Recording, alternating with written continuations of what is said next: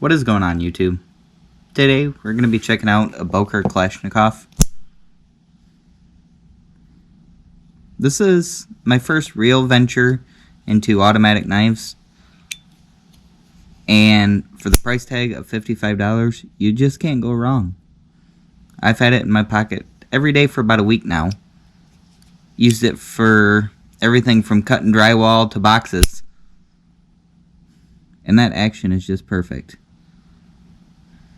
Now, obviously everybody would prefer something like a ProTech, you know, because that name just screams reliability.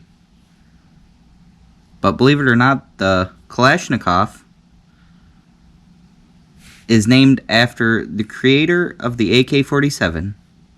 So with a name like that, you expect durability and reliability. And it definitely does not disappoint. The button is just super smooth. Action is super snappy. You really can't go wrong for the price tag of $55 at BladeHQ. Alright guys, so let's talk about some of the details of this Boker Kalashnikov. It's coming in D2 steel currently. So I don't know about you guys, but I always find D2 steel to be just dependable. It's always going to do what you need it to, with none of the flares or the name that comes along with something like M390, or the price tag for that matter.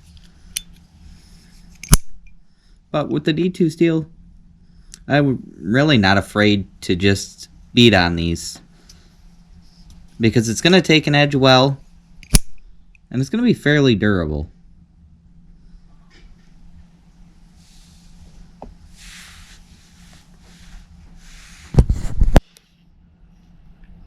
So the blade's coming in about 3 1/4 inches.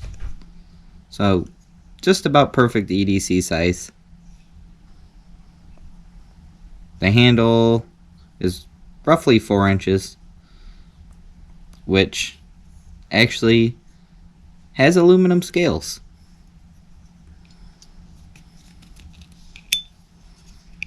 The blade, as you can see, that profile, it's a dagger shape.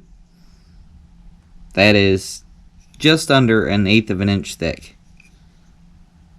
That's going to be 0.12 of an inch. Don't mind the discoloration on my blade, as I've already taken some of the finish off from daily use. So if you're looking for a budget button lock automatic, you would not be disappointed with the Kalashnikov, as I was not. I absolutely love this thing, and I feel like it's going to stay in my pocket for quite a while.